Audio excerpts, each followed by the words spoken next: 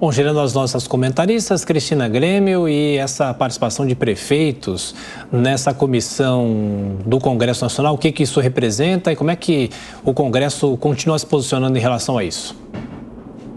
Bastante graves, né, essas denúncias que pelo menos esses dois prefeitos aí que a reportagem conseguiu mostrar, as acusações que eles fazem especificamente contra pastores, não contra o MEC ou contra funcionários do MEC, mas contra pastores, trazendo valores aqui, 1 quilo de ouro para pagamento posterior à liberação de recursos, 15 mil reais antecipados, o outro prefeito falando em 40 mil reais, que deveriam ser pagos antecipadamente na conta de igrejas. Isso precisa ser investigado. A minha dúvida, não sei se os prefeitos trouxeram essa informação, é se eles informaram aos órgãos competentes quando receberam esse pedido de propina, porque o agente público, seja de qual esfera for, ele tem essa obrigação mediante a possibilidade de depois ser acusado de prevaricação. Então, eles podem ter até, inclusive, incidido em crime aí se não tiverem denunciado de imediato.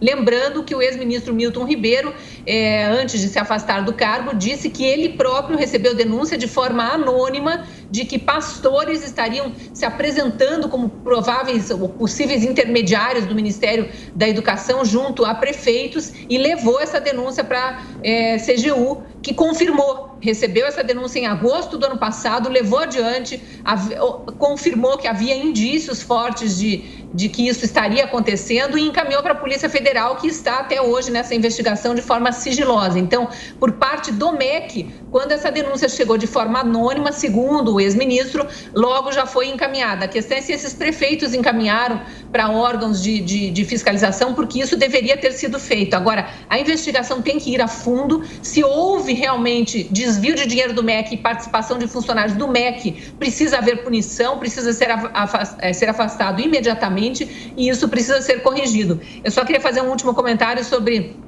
a licitação dos ônibus, porque para quem está nos assistindo por imagens, foram mostradas imagens de ônibus aí, até onde eu saiba, nenhum ônibus foi comprado, a licitação está em aberto, o edital publicado, foram imagens meramente ilustrativas, acho bom fazer esse disclaimer aí para não causar confusão, uma má interpretação do fato. Agora, de qualquer forma, é importante que a denúncia tenha vindo à tona, também a denúncia de possível superfaturamento ou tentativa de superfaturar essa licitação aí, antes que a licitação aconteça, e agora, se aparecer alguém querendo oferecer preço superfaturado, a gente saberá de onde estão vindo os ataques aí para tentar incriminar o governo federal e o MEC. Amanda, os depoimentos dos prefeitos trouxeram novidades, muitos detalhes, foram importantes. Como você avalia, tem como governo, o presidente Jair Bolsonaro, não estar ligado a essa situação, se distanciar dessa suposta corrupção e mesmo sendo próximo a Milton Ribeiro e também, segundo o áudio, né, que o ministro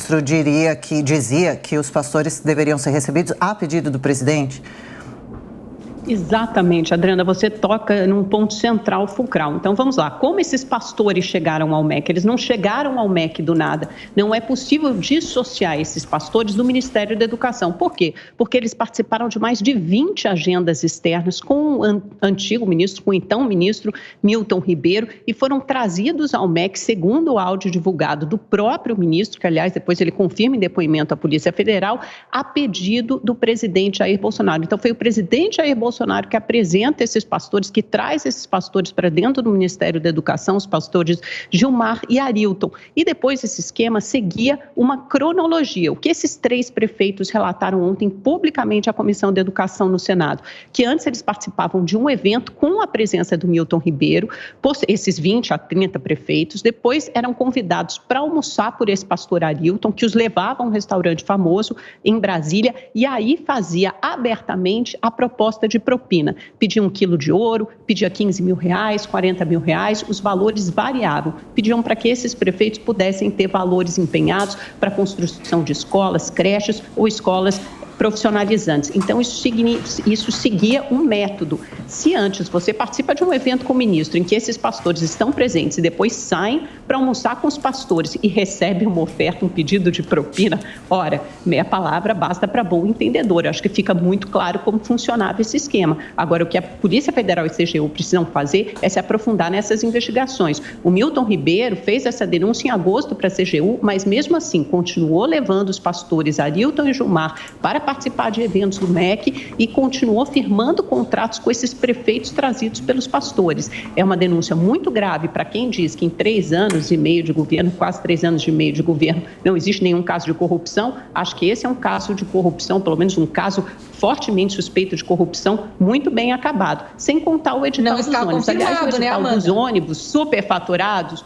só um minuto que eu estou falando, o edital dos ônibus superfaturados só veio a público e só foi revelado por um trabalho muito bem feito de reportagem do jornal O Estado de São Paulo, que passou semanas debruçado sobre isso. O que dizia esse edital de licitação? Ele tinha um superfaturamento, uma gordura de pelo menos 700 milhões de reais. Foi só depois dessa reportagem. Cristina, eu estou falando, é muito difícil falar quando você me interrompe. Deixa eu acabar, porque eu não te interrompo, Amanda? Você fala. Sabe por que você vai poder rebater depois. Eu sei que porque você ocupa todo o tempo que tem no jornal e não deixa os outros falarem. Bolsonaro. Eu sei que você fica nervosa, mas deixa eu concluir minha fala. Você então, foi só depois do jornal O Estado de São Paulo ter feito essa revelação. Não há corrupção confirmada, é isso que precisa ficar claro. O TCU embargou, Cristina, pelo amor de Deus, que o TCU embargou esse edital e aí imediatamente o MEC conseguiu cortar 500 milhões de reais desse edital. Então, em vez de gastar um pouco mais de 2 bilhões de reais em ônibus escolar, o preço máximo passou a ser de 1,5 bilhão de reais. Só para vocês verem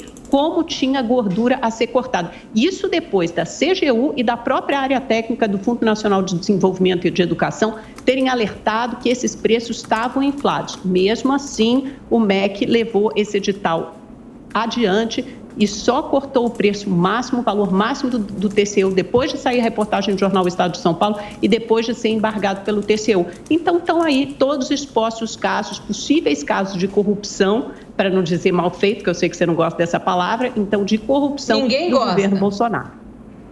Ninguém gosta. Corrupção é corrupção, não é mal feito. Não dá para ficar dizendo que uma fala infeliz, num ato antidemocrático explícito, é uma fala infeliz. Não dá para ficar usando esses eufemismos. O que eu queria dizer aqui, eu te interrompi, porque é importante, é que a gente não pode afirmar que há corrupção no governo quando a investigação está começando. Que leviandade é essa de acusar alguém de corrupção sem ter provas? Uma matéria da Folha de São Paulo é um indício. A Folha de São Paulo recebeu uma denúncia, fez sua parte, tem a obrigação de levar adiante, os deputados estão fazendo sua parte de investigar e ao fim de tudo isso a gente pode acusar se houver comprovação. A gente não pode sair espalhando a fake news de que há corrupção no governo federal por causa de indícios.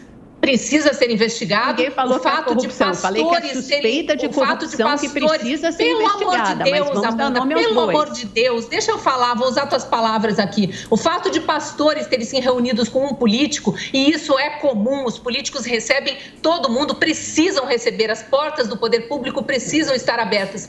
Não quer dizer que o político, ou o governante, ou o ministro esteja envolvido em corrupção. Eu acho muito estranha essa tua fala de você dizer, olha só, Milton Ribeiro recebeu os pastores, mas olha só, Milton Ribeiro denunciou os pastores, mas olha só, ele continuou recebendo os pastores. Ai, Amanda, por favor, quem vai fazer algum tipo de começo de conversa, o que esses pastores que nem cargo público não vai denunciar a pessoa, concorda comigo? Não tem fundamento essa tua fala. Qual era a função desses pastores que sequer ocupavam cargo público em participar de tantas agendas, de mais de 20 agendas externas do Milton Ribeiro? Você já parou para se perguntar isso?